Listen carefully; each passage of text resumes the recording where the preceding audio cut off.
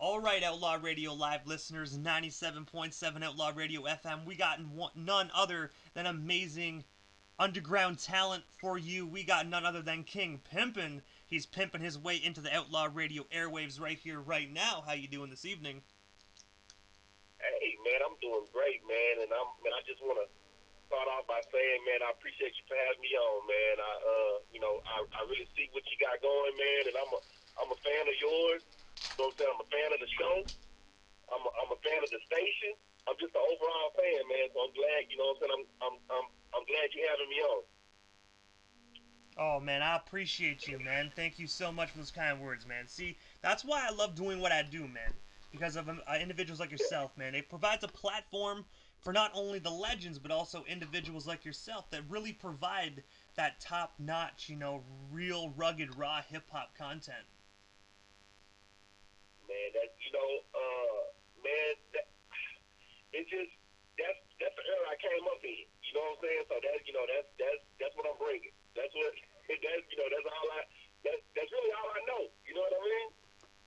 Hey man, you know what? And that's all that we know here on the radio station as well, man. So no worries about that one, man. But speaking of that, man, I have to ask you, dude, from the beginning, like, what made you decide to get in hip hop? Man, okay, well, probably like most hip hop artists, I started off. Well, I always loved music, but at the same time, I was man, I was really heavy into sports. I was really heavy into sports, like in my early years up through high school and stuff. And man, like I was talking to my dad about this the other day. It's like around the end of high school, and I had a pretty good career, man. I had a nice little point per game average and everything. But the thing was, man, like it started to seem like a job, and I really, I had fun playing basketball, but it's not what I wanted to do for a career, and so, man, like it was my love of music. I mean, I had to actually sit and analyze it, man. Like as far back as I can remember, like with Michael Jackson, like back in the early '80s, like that's what my love for music always been there. Like it always been there, even before sports. So, like, man, hip hop just can't. Like, I can't sing. I love R&B, but I can't sing. I can't sing to save my life. So, man, it was rap. It was rap. It was rap that caught my eye, man. The first song that I can remember rapping is LL Cool J. I'm Bad, like back in '86. Hey man, you cannot go wrong with LL Cool J, bro. Exactly. So that's how I started, man. That's what LL Cool J song I'm Bad. That started everything for me. And when you said about you can't sing because of R&B, man, don't feel bad. If I started singing, my windows would break, but not in a good way. I mean, people would start running and shit, being like, "What's that noise?" Now, I will say this: in the shower, I'm like Luther Vandross though. In the shower, like I sound great. You know what I mean? It's out the shower that's the problem. That's exactly, you know what I mean? I think everyone sounds great in the shower, man. Maybe to us, but not to the neighbors from like next door, Yeah, exactly. But man, you are also the co-founder and co-CEO of the label, Dirt Road Records. I have to ask you, what's the story behind that formation of that label, and like, can you tell us about the start? Like, how did it all come to be? Yeah, well, back in probably 2000, probably about 2000 is when we started. Me, my homeboy Charles Martell, and my other homeboy C. Wright. We started this. Man, we come from a real small town, Marvell, Arkansas. It's probably like 1,100 people there. So, like, I mean, we all had a talent to rap, and we love music. So we started going to the studio, man, and started putting stuff down. And us three together, we was Century 21, and so we dropped a project like a little, back in the day we used to do like singles, like we used to have like maybe 2 or 3 songs on a disc, and it would be a single, and you would sell it for whatever. So like, we did like a little single, had like 2 or 3 songs on it, had the Shake Junt and the Weed song, and like man, it did well. And so then we bought out the album, so the album did well. Then we're like, you know what, man, let's start a label. Let's get some other artists. So we got Kuda B, we got Ace Mack, we got some more guys, man. We just Bolo Ying, and we started a label, and we called it Dirt Road Records, and we called it Dirt Road because of the dirt roads that small town that we from is pretty much all dirt roads. You know what I'm saying? So like Dirt Road Records, it was perfect. So yeah, that's how that started. So I have to ask you, man, like, is that label still together today, or like, are you guys went your separate ways? Yeah, well, man, we was real young back then, and locally, man, we was like the rock stars, and like we did the rock star stuff with the drugs and the girls and all that kind of stuff. We did all that. So I mean, after a while, what started happening was like a lot of the members like started going to jail. Like they started going to jail. They start, and we started being known for more stuff other than music. So like after a while, man, like just like anything else, man, like everybody started going their separate ways. Like people started having kids, and you know what I mean, like different kind of stuff. So like actually, probably about 2009, 2010. It kind of like it just kind of it just kind of died down. You know what I'm saying? It just kind of left, and like I started doing my solo thing. Like around that time, that's when I started doing my solo thing, and everybody kind of started doing their own thing. We still all consider ourselves Dirt Road Records. That's how it all started. But yeah, as far as it's not an active label anymore. And also, you were a part of the group Century 21. Can you tell us a bit more about that formation, and how did you get connected with the other members? Yeah, Century 21 was not like that's what I was telling you. Like Century 21 was like that was the base of Third World Records. Like Century 21 was the like the 3 guys, me, Charles Martell, and C. Wright. We started Century 21, and then that turned into Dirt Road Records. So like we all from the same small town, Marvell, Arkansas. So we kind of grew up with each other. So we knew each other, and what better thing to do than start a record label with the people that you grew up with that you know like this. So that's how that started. Hey man, that's what's up, man. Is that group still together as well, or did that kind of disband with the record label? Yeah, it kind of disbanded. Me and Charles Martell, we actually do music together, but it's just as solo artists like King Pimpin featuring Charles Martell or Charles Martell featuring King Pimpin. We still do music together, but yeah, like as far as all of that stuff is pretty much defunct now. It's just like it's history. You know what I mean? Oh, nice, man. Well, maybe down the road you guys can get back together and do another record, hopefully. Oh man, it's always a possibility, and you never know what the good Lord has in store for you. So man, I'm always keeping my options open, and hopefully they keeping their options open as well. Oh, most definitely, man. Most definitely. And also, in the year 2011, you released your debut solo project called Sex Tape Volume 1.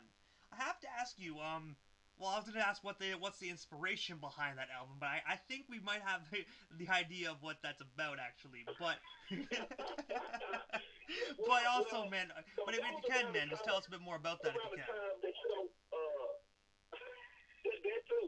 But look, that was around the time that a lot of the celebrities were releasing sex tapes. Like they was mysteriously, I say that with quotation marks, mysteriously getting leaked. And so like sex tape, like Kim Kardashian, she had her sex tape, and you got other people that sex tape. So I was like, you know what? Like I'm gonna do a sex tape, but it's not gonna be a sex tape. It's gonna be an actual it's an actual record, like a mixtape, but it's like and it was just like it's pretty much all songs about sex. So I mean, you pretty like, and my thinking behind that is that like what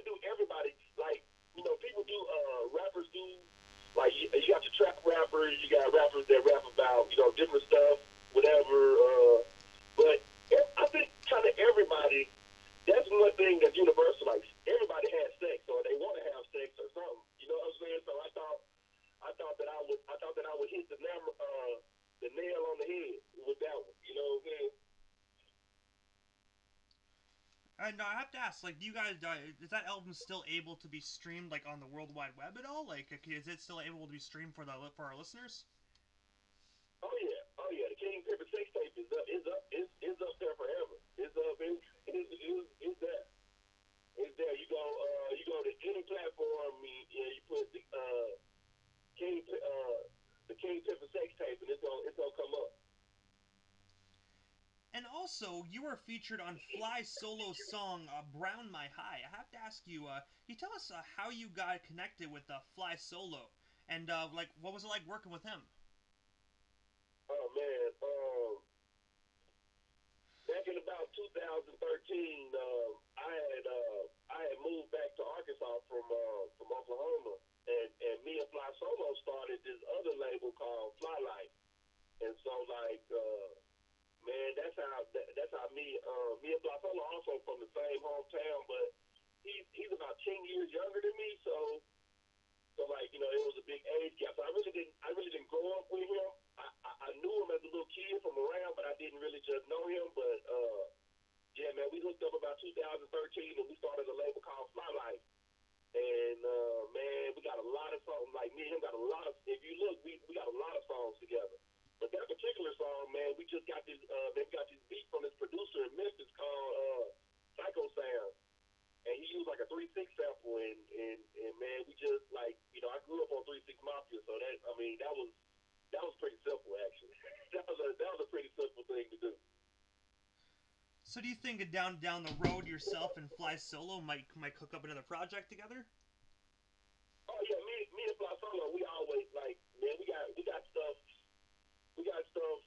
from 2000, probably from 2013 to 2018 or 19. Like we haven't did a lot of music together here recently in the past like year or so, but oh yeah, me and Fly Solo are constantly in connection. We constantly man, we talk to each other all the time.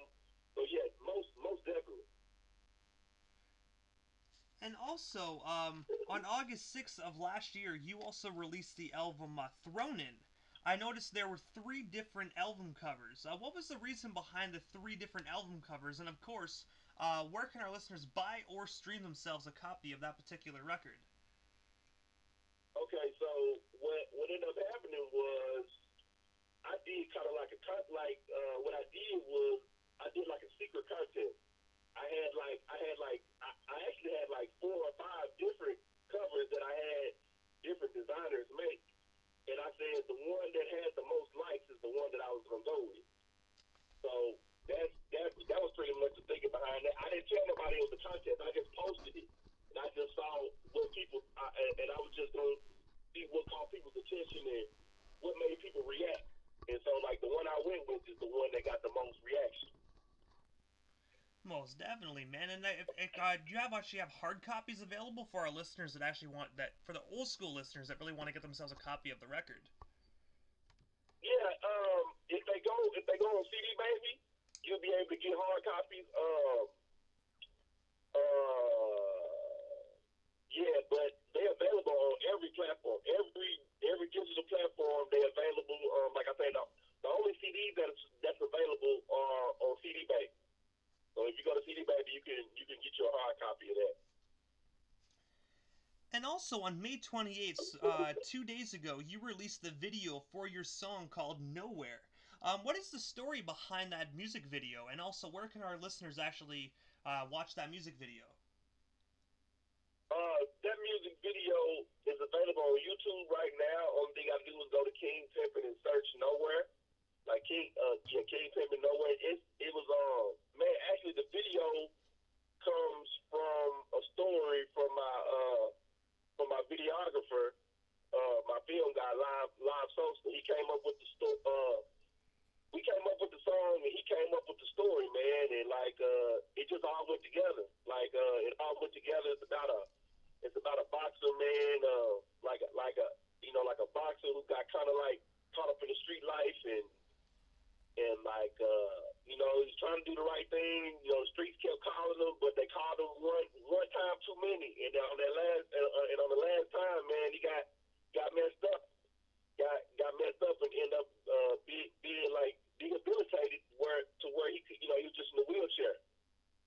it was, it's kind of like a sad story, but it happens all too often.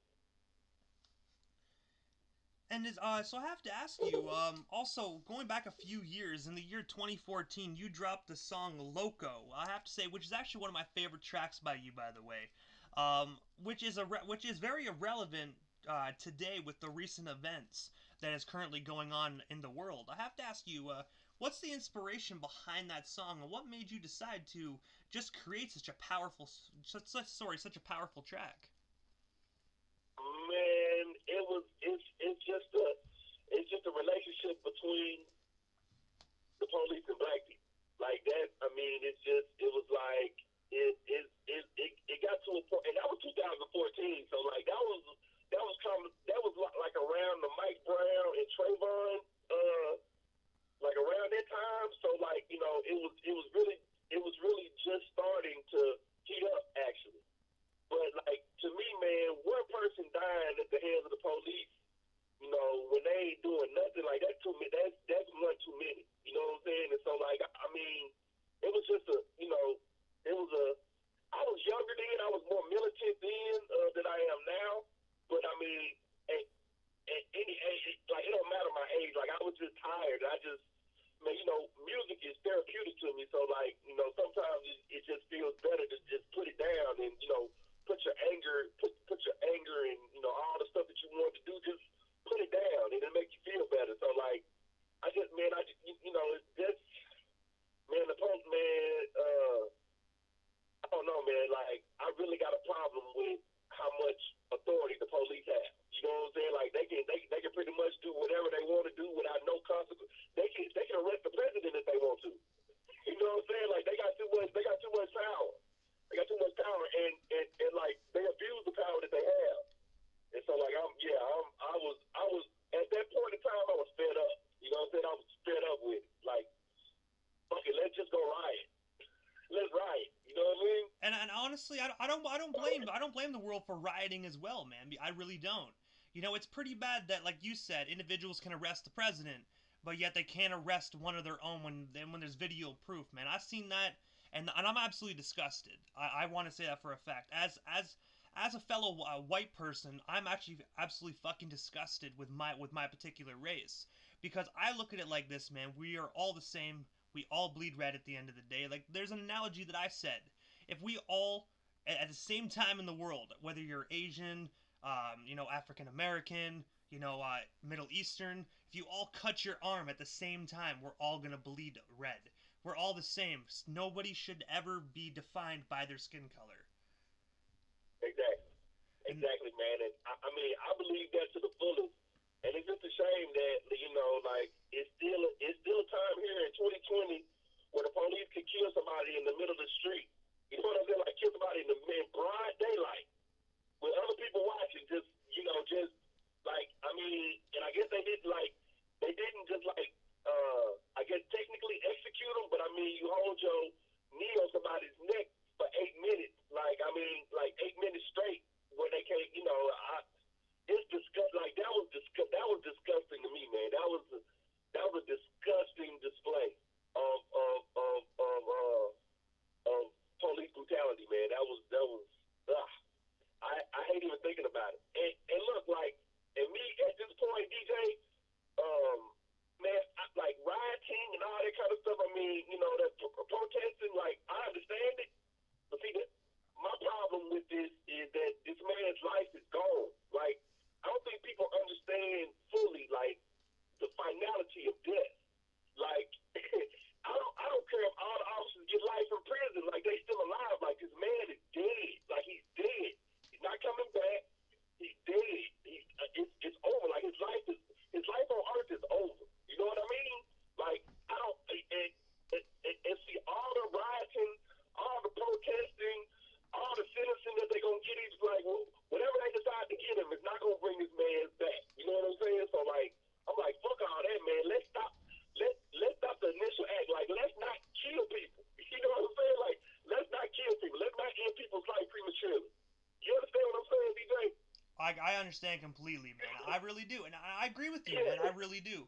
And I do want to say, you know, rest in paradise to him, and absolutely all our condolences to his family as well.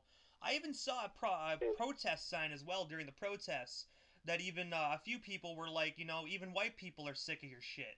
And I agree with that. You know what I mean? Like, I really do. I actually like. One thing I do like about this protest is that the fact that it is bringing a lot of people together.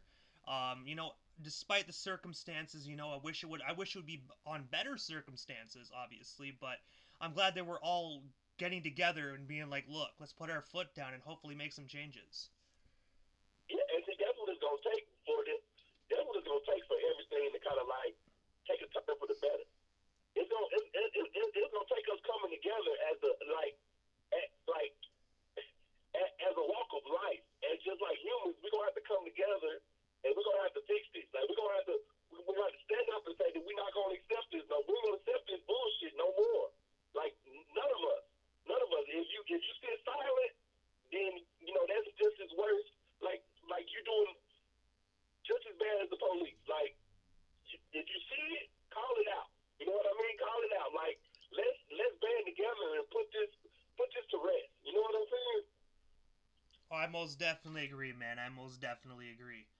But I have to ask you, Pimpin, like, what is next for you? Like, do you have any other projects? Anything else you want to promote? We still have you here on the radio station? Okay.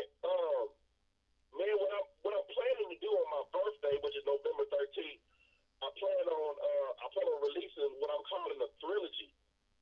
And I'm calling it a trilogy because it's gonna be three projects.